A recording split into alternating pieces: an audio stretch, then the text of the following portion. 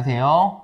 보험지식 저장소의 최민수입니다. 자, 이번 영상은 교통사고 디스크 발생 시 어떤 경우가 후유장애 청구에 해당될까라는 주제로 여러분을 찾아뵙게 되었습니다. 자, 올해에도 디스크 관련된 문의가 끊이질 않았는데요. 교통사고로 그만큼 디스크 진단을 받는 분들이 굉장히 많다는 뜻이 되겠죠. 교통사고의 경우 진단 내용이 크게 두 가지로 나뉩니다. 첫 번째는 S코드가 나오는 경우예요.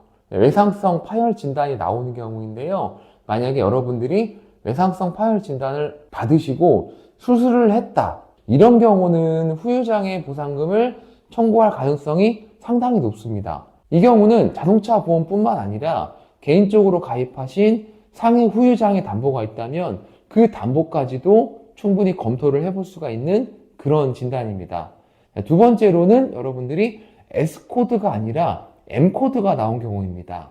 M코드 같은 경우는 대부분 진단명이 경추간판 장애, 요추간판 장애 이런 식의 진단명을 받으셨을 거예요. 그런데 이 M코드도 두 가지로 또 나뉩니다.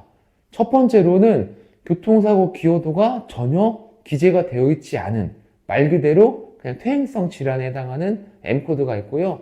두 번째로는 M코드가 나오긴 했지만 기여도가 적혀있는 그런 진단이 있어요. 그냥 M코드만 적혀있는 경우 기여도가 전혀 작성이 되어 있지 않은 이 경우는 사실상 후유장애를 청구하기가 굉장히 어렵습니다.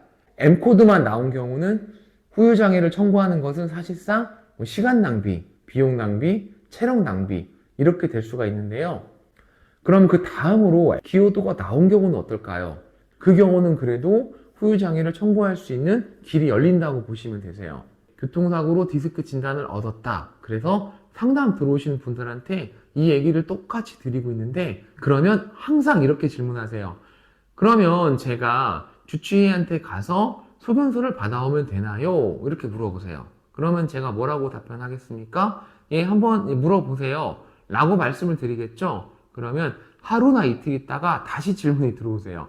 제가 주치의에게 찾아가서 소견서를 써달라고 했는데 안 써주신대요. 왜 안 써주시는 걸까요? 이렇게 물어보세요.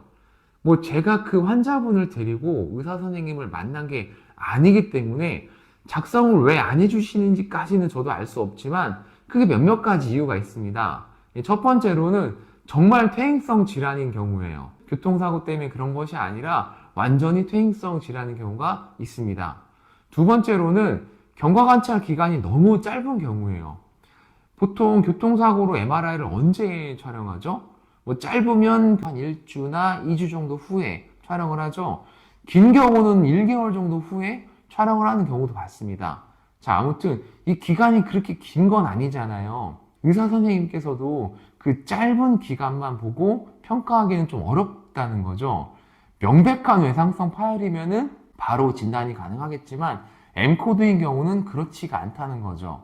충분한 경과관찰이 되지 않았을 때는 기여도나 소견서를 작성해 주시기가 쉽지가 않다.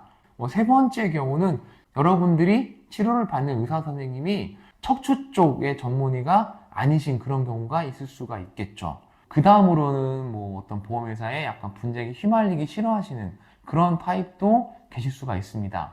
이렇게 이유는 여러 가지로 다양한데 저한테 우리 주치의가 왜 소견을 안 써주시는 건가요? 라고 물어보신다고 해도 저도 정확하게 알 수는 없지만 여러분들이 만나고 있는 주치의 선생님이 소견을 안 써주신다면 병원을 옮기시는 것도 하나의 방법이 되겠죠. 디스크 환자분들이 하시는 가장 큰 실수는 저는 이 부분이라고 생각해요.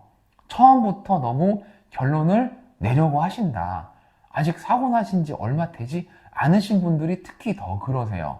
처음부터 이 진단이 장애 청구가 가능한가, 불가능하다면 어떻게 해야 되는가 이거에 초점을 맞추시는데 후유장애의 진정한 의미는 충분한 기간을 치료받았음에도 불구하고 더 이상 호전되지 않는 상태를 후유장애라고 해요. 한마디로 치료를 받더라도 그 상태가 호전되지는 않을 것이다. 의학적으로. 그런 상태가 인정이 되면 그걸 후유장애라고 하는데 처음부터 본인이 나는 후유장애가 될까 안 될까 이거 알 수가 없어요. 뼈가 부러지거나 그렇다 하더라도 반드시 후유장애가 남는 게 아닌데 이 디스크 진단이 후유장애에 해당할까 아닐까 이런 고민을 처음부터 하시는 것은 저는 약간 좀 맞지 않는다라고 생각을 하고요.